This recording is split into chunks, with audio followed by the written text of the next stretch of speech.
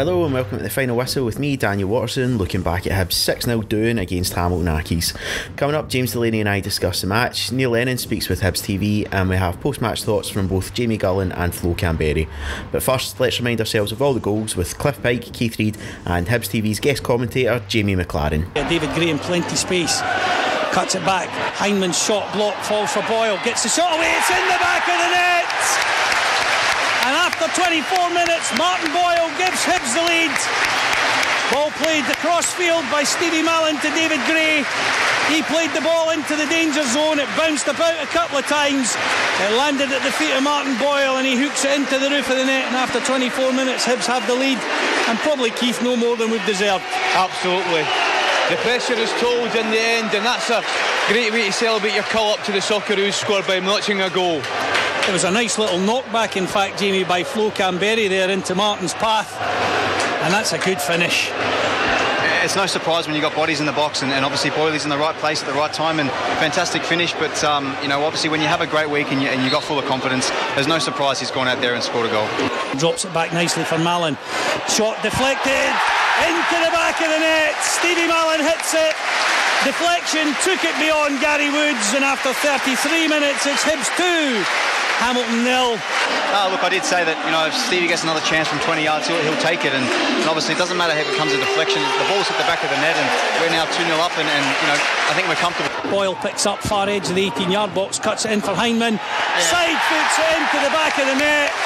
Emerson Hindman, Hibs 3, Hamilton 0. No more than the Americans deserved there, Jamie. Well, he's in the box again. There's no surprise. It was a fantastic ball by Boyley and a great finish, but it just shows when you've got bodies in the box, boys are confident. We're 3-0 up now, and it's dead and buried, but the boys need to really be focused. Absolutely. And Emerson Hindman, Keith, we've said he's had a terrific first half, had a couple of opportunities, had a few opportunities last week in Paisley as well.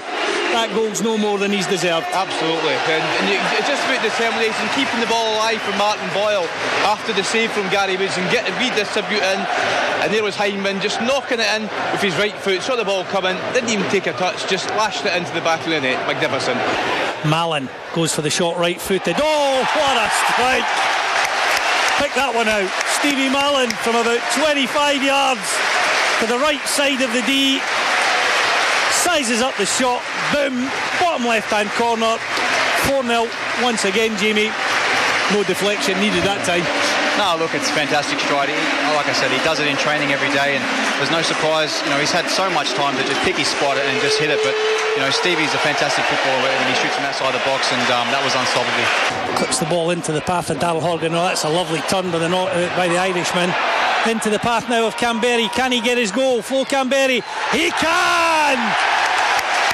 Well, it's taken him right to the 90th minute, Jamie, but you just sensed it was coming. Yeah, obviously we've scored so many goals today, and obviously being a striker, he was bound to get his chance, and obviously it's coming in the 90th minute, but fantastic move by Daryl to get out of that little tight space and find Flo, and he just does what he does and put the ball in the back of the net. Certainly was. Daryl Horgan played in by Jamie Gullan. Quick feet to move the ball from left to right, and he'll be delighted to get on the score sheet, Jamie, when all around him were doing so. He might get on it again here. Chance for a second. Oh, it's an OG. Flo Kamberi knocks the ball into the path of Sean Kilgallen, who can only help it over the line. 2 goals in a minute. Hibs 6, Hamilton Accies 0.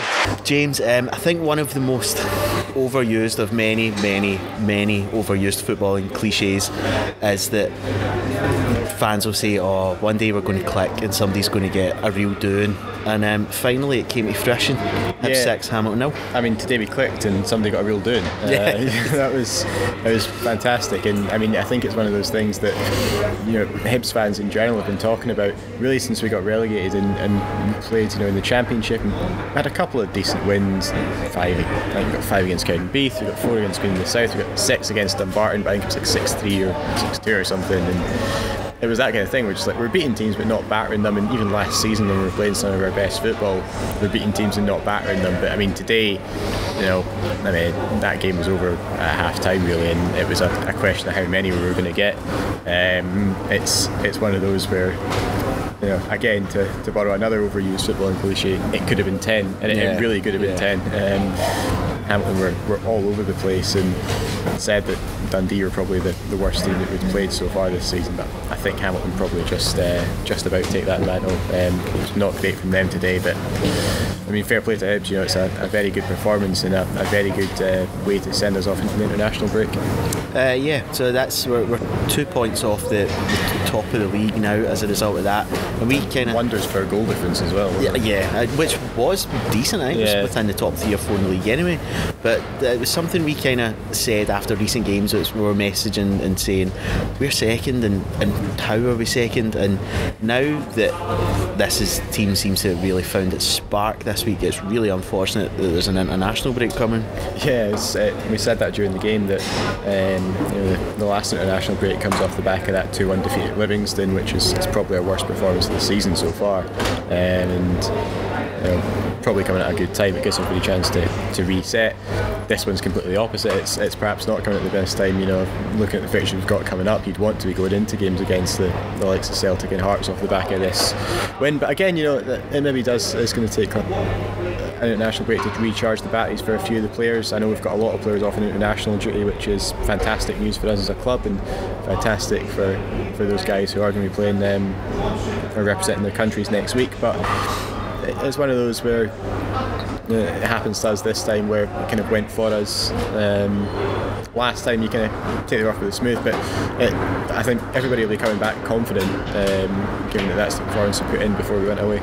Yeah, and it says a lot as well that I think last season one of the gripes, and not even a gripe, but people would say that we needed more goals from midfield. Today we had one fit striker. One youth player coming on off the bench for his league debut, and it's the midfielders that were chipping in with goals all over the place. Yeah, 2 brilliant strikes by Stevie Mellon, who's getting closer to the box but hasn't quite made it in there yet. Great for Emerson Hyndman to get his first goal for the club as well. It's something I think has been coming for a few weeks now, and Martin Boyle capping a brilliant week with a goal for himself. So yeah, goals throughout the team is going to please Neil Lennon, and certainly made us very happy as well. Yep, so let's take this one back to start. 2 changes for Hibs as Horgan and Agipong drop out for Slivka and Boyle. Yep. Well remembered, that was definitely done first time. 4-2-3-1 formation, another kind of change of shape. It was an interview I watched with Neil Lennon. I'm sure it was a Facebook one he done with Daryl Curry, where he seemed most excited about being able to use different formations as well as a bit of versatility and new signings. And it's another kind of added bonus, I suppose, is that oppositions aren't going to be come here going, right, they're going to be playing 3-5-2, this is it, this is what we're going to be up against. Teams now don't know what kind of shape that we'll be using to our advantage. Yeah, we talked a lot last season about our squad depth and how it sort of clicked for us once we found that 3-5-2 formation in the second half of the season. It was all sort of going swimmingly, but it did leave us kind of, the teams knew what to expect, particularly likes of Hearts, I think, kind of knew exactly what they were going to get when they were playing against us. This has been completely different. We're looking at a group of players who, depending on which combination you can play, can change the style of the game. I think the addition of Mark Milligan has been absolutely crucial in that. I thought he absolutely strolled through the game today. The Aussie Soze, I think he was getting called, but it's just quite a compliment, I think. But yeah, it's fantastic to, not just to have that kind of versatility and that flexibility in the squad, but the quality of player that we can put in there. Talk about sort of Daryl Horgan dropping out today, and Martin Boyle coming in. It's a guy who's played international level for Ireland, for a guy who hopefully will play international level for Australia. It's not any kind of reduction in quality. It's even the subs that we make. Jamie Gullan comes on, great to see another young player getting an opportunity in the first team. We're forced into a change late on when David Gray goes off injured, but even then we replace him with Mikel Nelum, who's played certainly at youth level for the Netherlands. I don't know if he's played for the Netherlands. He has got at least one cap, one cap at international level, and quite possibly the best here in Scottish football as well, to come onto the pitch. Said that to someone else, even if Stuart Armstrong was still in Scottish football, Nelum would still now have the best here in Scottish football. I'd like to see Mikel Nelum's hair on like David Gray's head. That was brilliant. But I mean, it is, you know, it's testament to our squad depth this season. It's testament to the work that the recruitment team and Neil Lennon have done in pre-season and bringing these players to the club, and certainly very positive from our point of view. Yeah, and right from the first whistle, it was one-way traffic. Hamilton Accies just weren't at the races in the slightest. I think as early as the first couple of minutes, there's a Slivka cross is headed over by Flo Kamberi.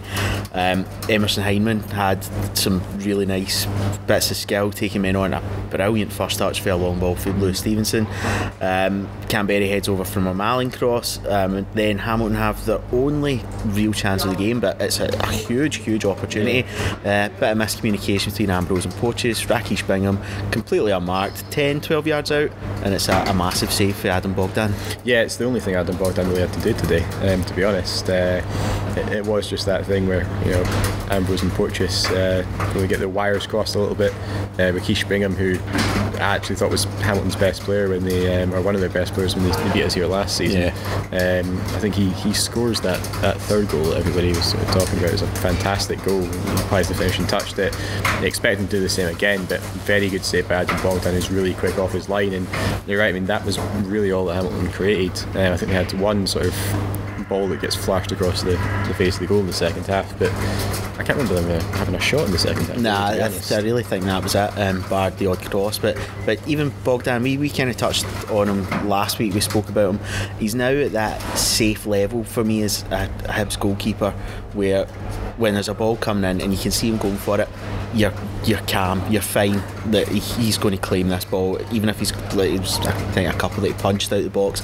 But Ophir Marciano's back. I think he played for the development team midweek. He was on the bench today, but that number one slot is certainly Adams to lose at the moment. Yeah, absolutely. And again, it's exactly what we're saying with Horgan and Boyle. It's, you know, there you go with the Hungarian international, the Israeli international. It's a brilliant choice to have, and Adam Bogdan will have known when he came here that he's in a real fight for the clubs with Ophir Marciano, but he's done his chances no harm. I think he's been fantastic, despite maybe sort of a few kind of early, I don't want to say kind of wobbles, but certainly criticisms and questions over his positioning. The Asteras game here, you know, questions over his position for both goals and whether he should have kept both Asteras goals out. Of course, he then goes over to Greece and puts in an unbelievable performance. He's not really looked back since that game in Greece, has he? It's been very, very positive. He's made a lot of good saves. He is a very good communicator with the back four.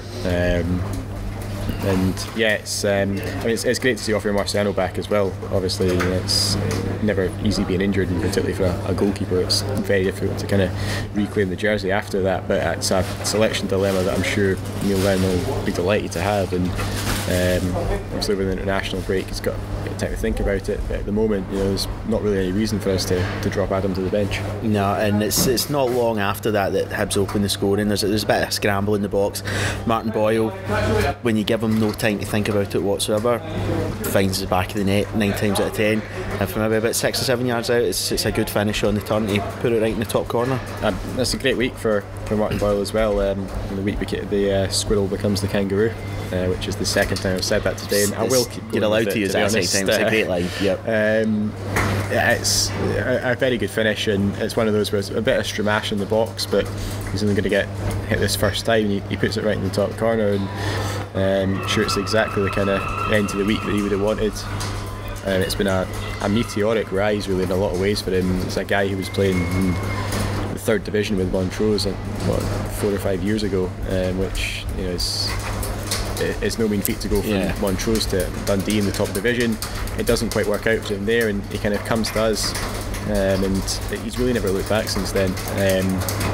Probably over the last few years, he's our most improved player by a long way. You think about sort of his first few appearances here to now, you know, he's maybe seen sort of a fringe player and a bit of a squad player. I mean, he's now one of the first names you look for on the team sheet. He's one of our biggest threats, and it's fantastic for him that he now has the opportunity to go on and play at international level. And it's, you know, you hope that in a way, Scotland's loss isn't going to be Australia's gain, but if he goes there and performs at international level, the sky's the limit for him, and wish him all the best. Yeah, so within, I think, a minute, maybe about 90 seconds of him putting us 1-0 up, Kamberi then plays him in, and this time he does have time and space to think about it, so of course he puts it just wide of the post, and then the game, it was just a barrage of Hibs chances after that first goal. So what else we got? Hyndman had a shot that went wide.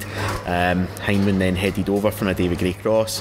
The second goal comes, Stevie MacLaren, 25 yards. It takes a deflection. I know you've seen it at half time, you weren't sure. It takes a big deflection. I saw the angle from when it happens at the time. It did look like it took a bit of deflection, but I saw the angle from behind the goal at half time, and I wasn't 100% sure. But I'll trust you in saying this. It says a lot for Stevie MacLaren's impact at Hibs I suppose that's even an argument, because if that was any other player, even last season, that curled that shot into the top corner from 25 yards out, we would be screaming from the rooftops about it. But we're now almost taking that for granted from Stevie MacLaren. Yeah, I mean, you could see it, or you could hear it every time he got the ball. I mean, really just in the Hamilton half, there was people kind of on the edge of their seat, and were wondering if he was going to have a shot at goal. And I mean, the second goal he gets as well is a fantastic strike, and he had a couple of other ones that takes a few deflections and goes wide.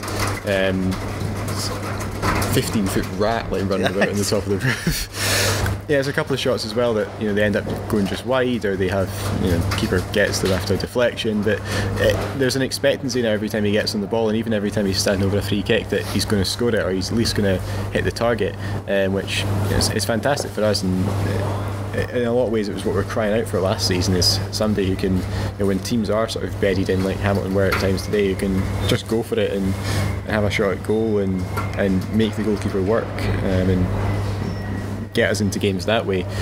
So long may it continue. And I mean, his scoring or goals to games ratio must be absolutely frightening. Yeah. It's I don't know what it is off the top of my head, but it must be pretty high up there in terms of the league. More from James and I shortly, but let's hear from Neil Lennon speaking with Hibs TV. You must be delighted with that complete all-round performance. Yeah, it's as good as it gets, really, from a manager's point of view. And listen, we've been playing well, Cliff, for a few weeks now, and I think we've not put teams or been ruthless enough, but today we got everything. The quality of the performance, the movement, the passing, pacing the team, and ultimately the finishing was all very, very pleasing today.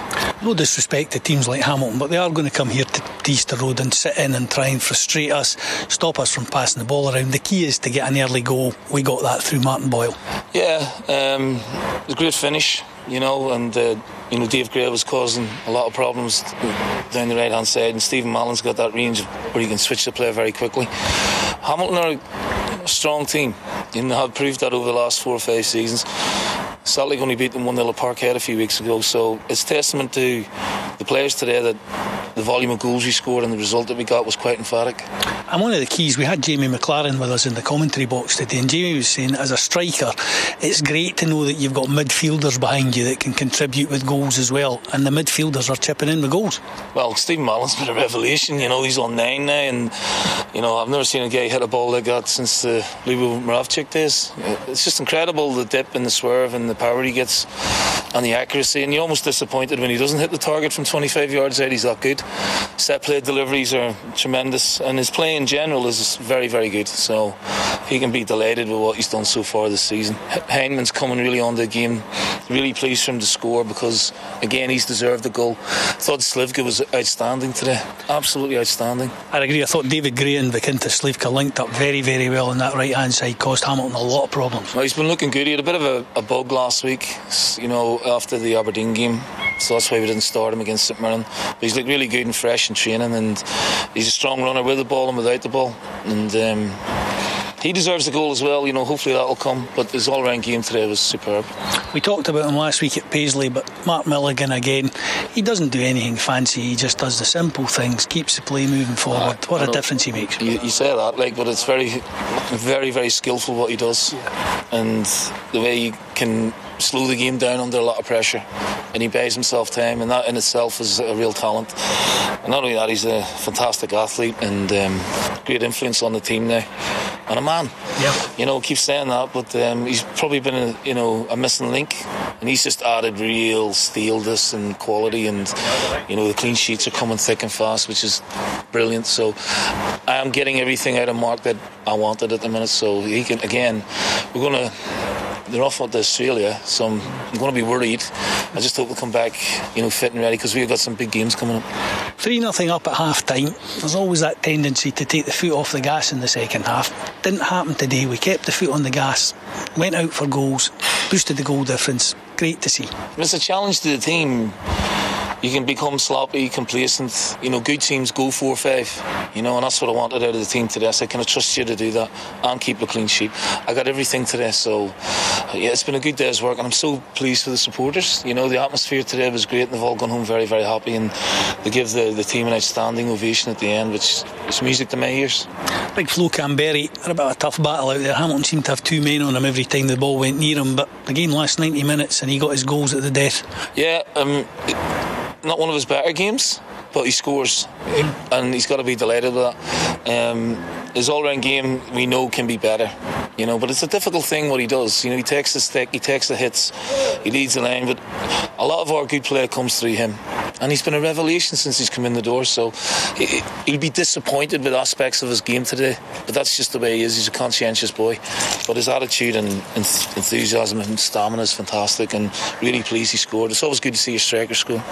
When the team's playing so well, scoring goals, taking 3 points every week, is there a frustration now that there is that international break? I guess it helps injured players, but the guys out in the field want to keep going. International breaks are a pain in the neck for me. There's too many.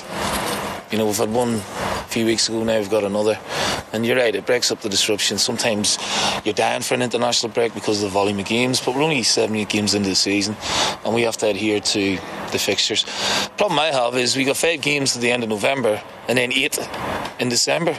It's crazy, so it's all about planning ahead if we can, but we know our next 2 games are Celtic and Hearts, and don't come any tougher than that, but games we're really looking forward to. And I guess the frustration is in having so many guys away, you're hoping, as you've said, that they're going to come back unscathed from international duty. Look, you're not going to get any work done until the second week, Cliff, maybe Thursday before the Celtic game. Maybe you get all your players back, and still you don't know what conditions some of them are going to be in. Look, I want them to go and play for the country. It's a real honour for them, and some of them deserve it. But from my point of view, it's fragmenting, the couple of weeks build up to the Celtic game. But, suck it up and get on with it. And I know the last time we mentioned it, you said you were off it, but surely a bottle of red tonight. I am off it, but I'll have a couple tonight. Nice one. Cheers.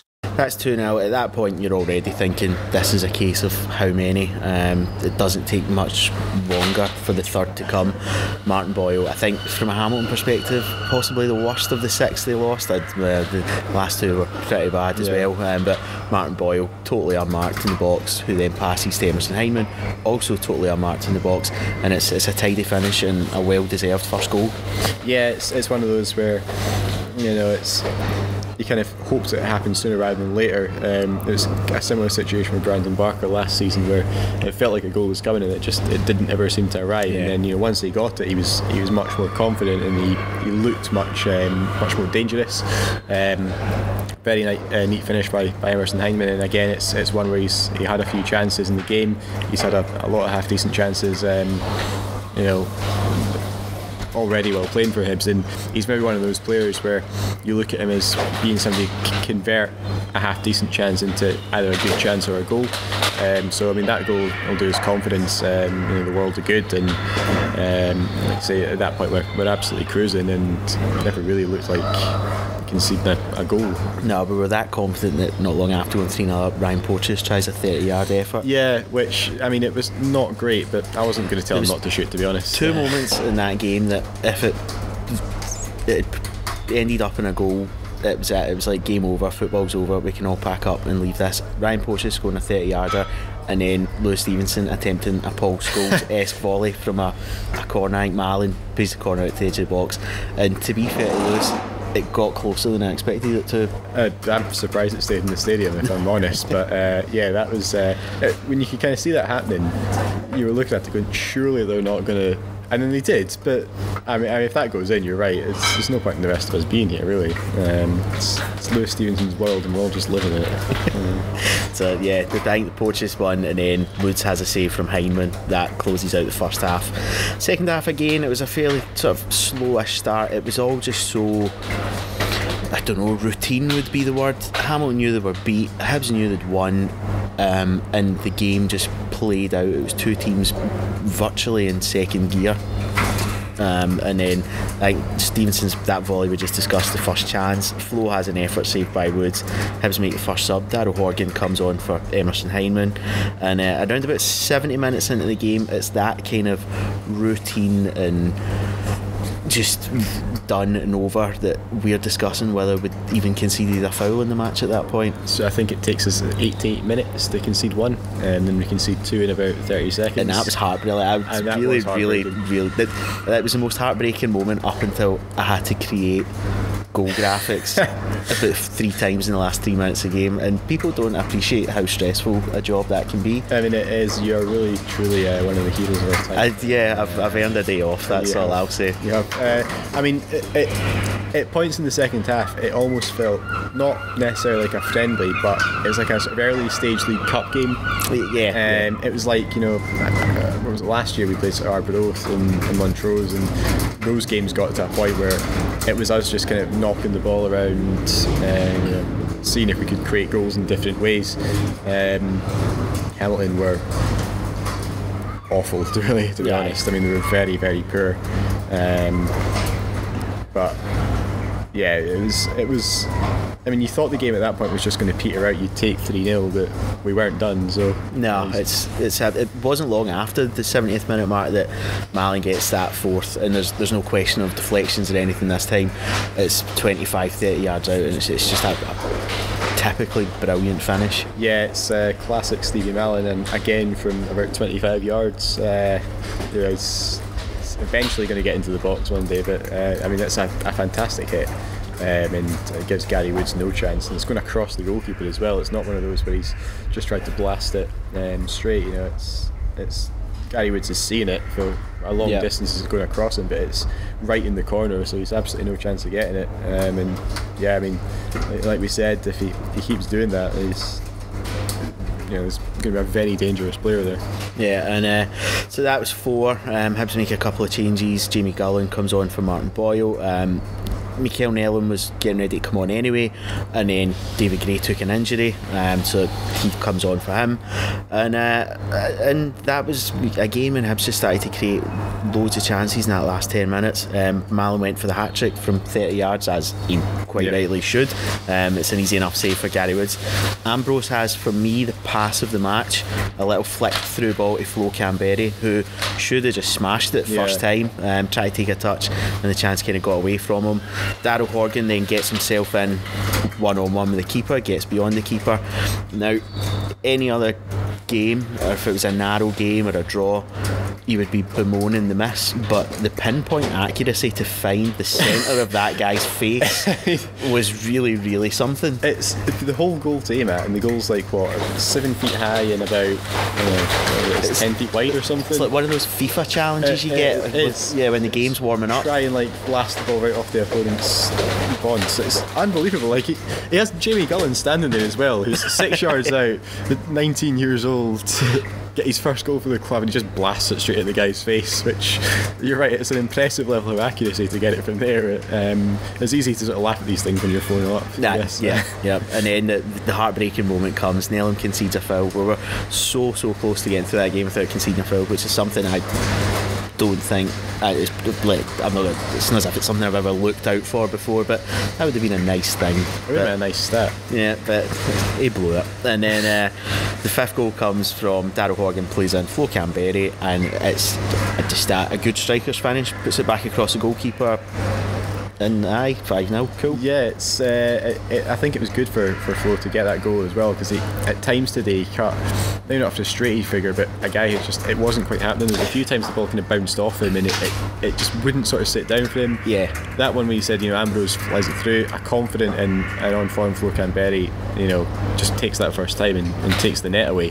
He just seemed to sort of want an extra touch and to take the ball down at times. Almost at times he was trying just that little bit too hard for the kind of spectacular flick or trick, and he does get one where he sort of it's almost Bergkamp-esque, where he kind of flicks the ball over the guy's head, and he gets it with the box, and Gary Woods makes a good save. But even there, the finish, if he's on form and he's confident, is probably a little bit better.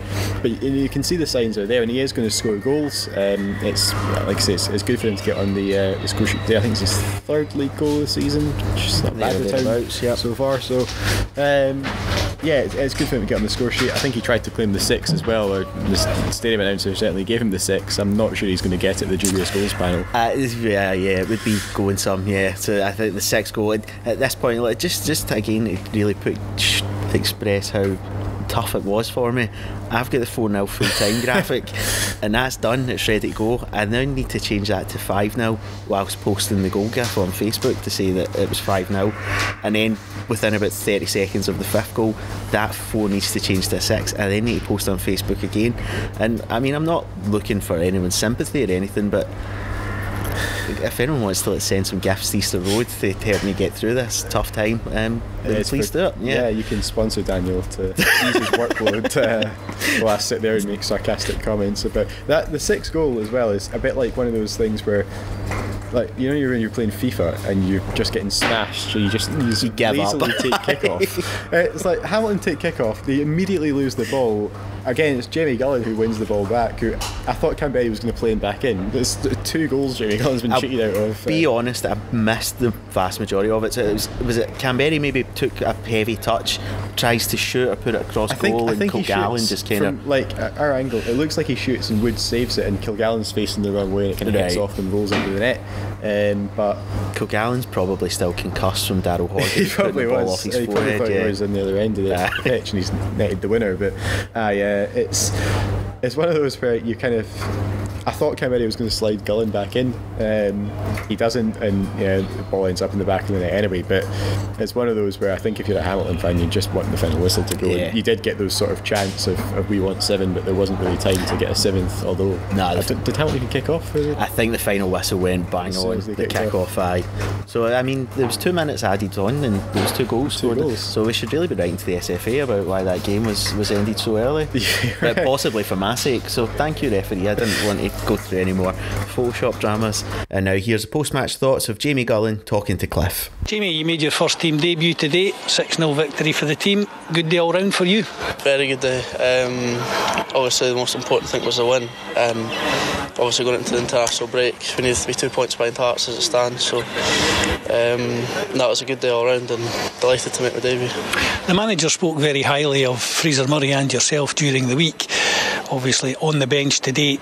How did you feel when he told you to get ready to come on?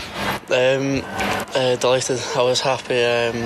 Obviously been training well the last few weeks, so I was hoping to just get a bit of luck, maybe get on the bench and see what happens, and luckily today that happened, so absolutely delighted to get on.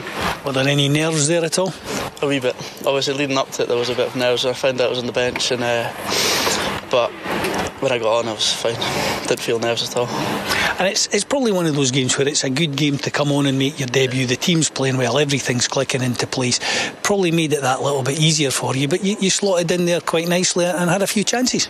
Yeah, it was obviously the easiest game to come on to 4-0 up. The team were very good first half, they kind of got the job done, and I was happy to contribute a wee bit at the end, and as I said, I could have got a goal at the end maybe, but it wasn't to be, and just happy to contribute. You looked a bit unhappy that Sean Kilgallen got in the road of that cutback from Flo there, because I think you'd have scored that one. Hopefully it would have been a tap and would have been a nice goal to get, but no, it wasn't to be. So from your own point of view at the start of the season, what were your aims? Was it to get the seat on the bench and to get on the pitch, and what are your aims for the remainder of the season? At the start it was just to have as good a pre-season as I could to see what happens, and obviously there's not that big a squad here, so I knew knew if there's a few injuries I could get a chance, so just trained well during pre-season and was lucky to go away to Faroes in Greece, so that made my mind up that I was get on the bench. And from that point of view, now that you've got yourself into the first team squad, you've got the seat on the bench, you've come on today, is it just a case of working hard and trying to keep yourself in the manager's eye? Yeah, basically just trying to keep training well, keep doing the right things and working hard in training and just trying to improve as much as I can on and off the pitch, just try to keep the standards up. And I guess from the development league point of view, it's now the reserve league, although the club here have decided to pretty much keep it as a development side. Playing against probably first team players that aren't getting a game in their respective clubs' first teams will be good experience as well. Yeah, it's great experience. Obviously playing against men every week, it's going to help us. We need to work on our strength, how we use our body and different ways to play around them, rather than last season playing against people our age, which we kind of got used to at the end. So it is a good step up and it will help us if we get chances in the first team, definitely. Next up, a visit to Celtic Park. You've had a wee taste of it here today. You hope to be involved in that one? Hopefully, yeah. Obviously it's a long international break and we'll all be training hard. Hopefully just be involved. I'll just keep training well throughout the week and see what happens. So yeah, 6-0. We've already said we're 2 points off the top of the league. With obviously fixtures are about to get a bit trickier. Parkhead's next, and then I think Tynecastle's after that, given that the Rangers game's now been moved. So now it's all clicking, and we've got players that are due back after the international break from injury. Does it change your kind of expectations? Are you one of the optimists, or super optimists, that think Celtic can be challenged this season by a host of clubs?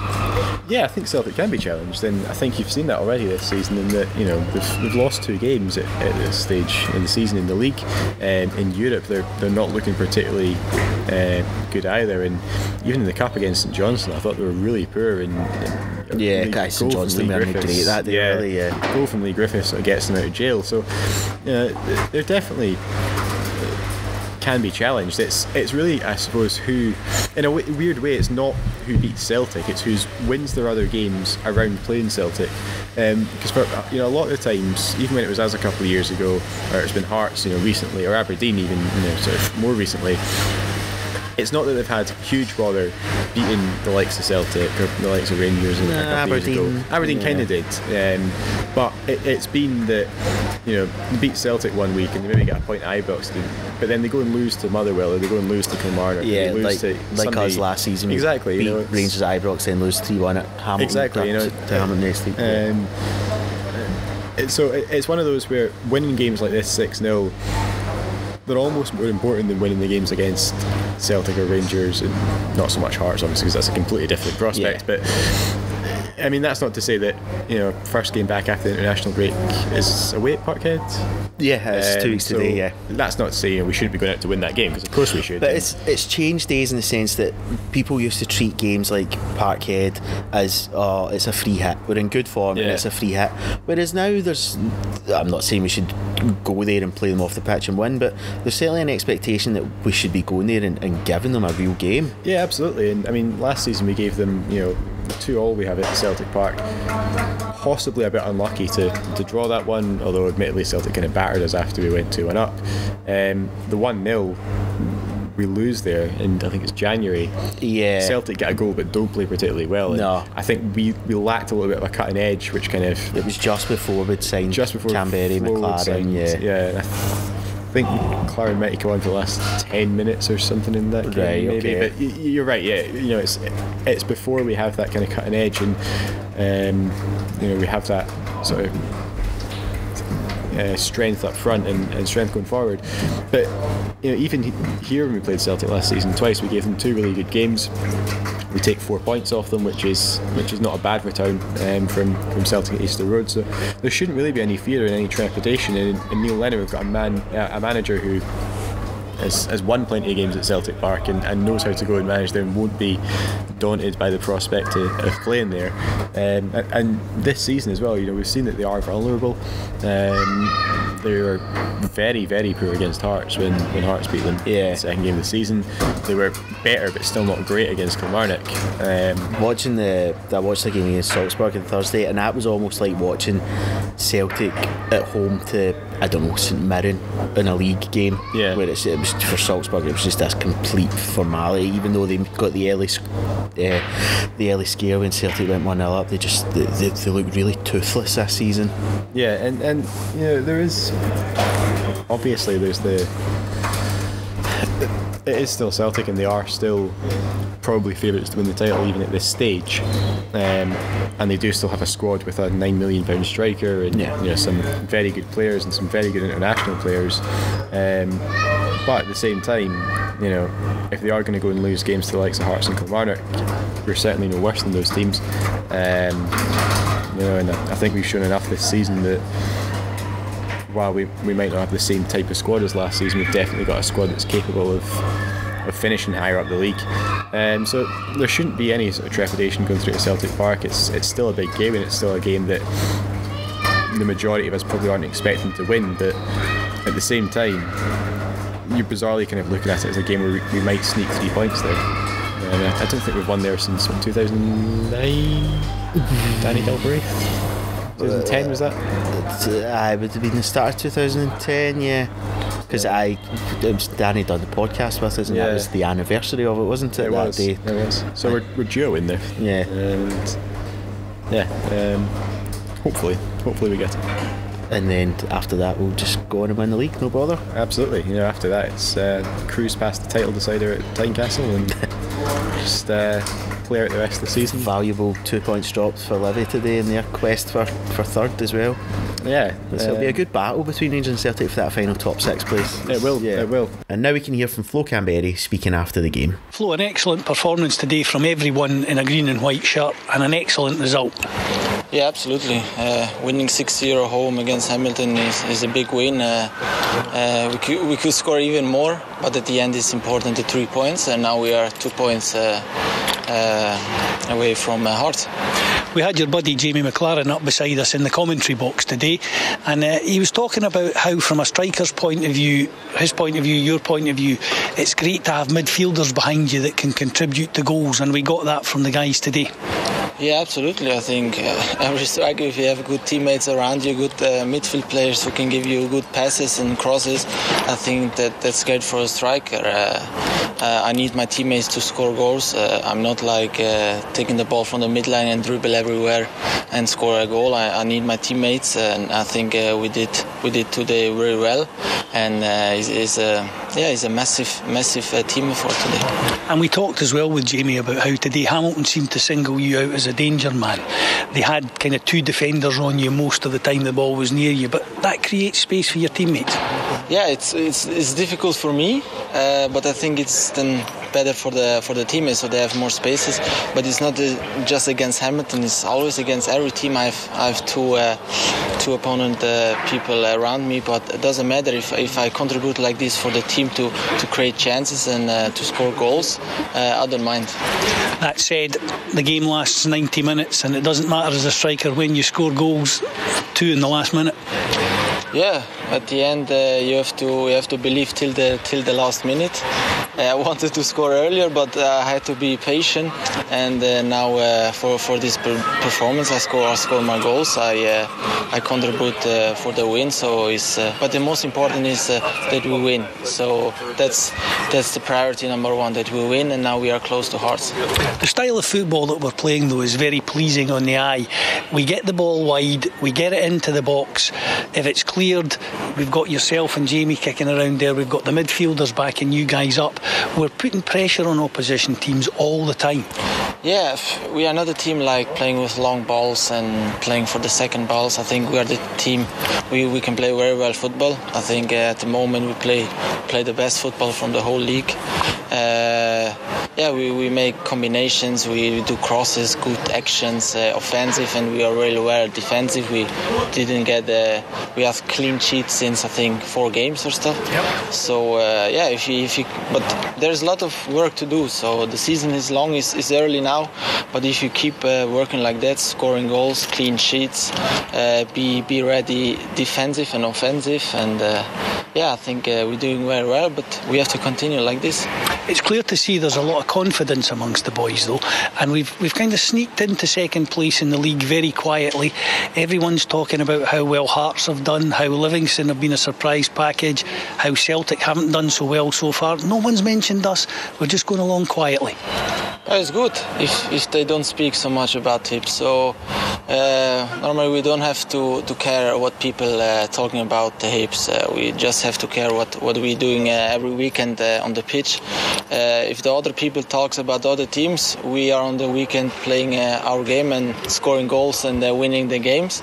And then at the end, it's better that we don't talk a lot, but we show the performance on the pitch.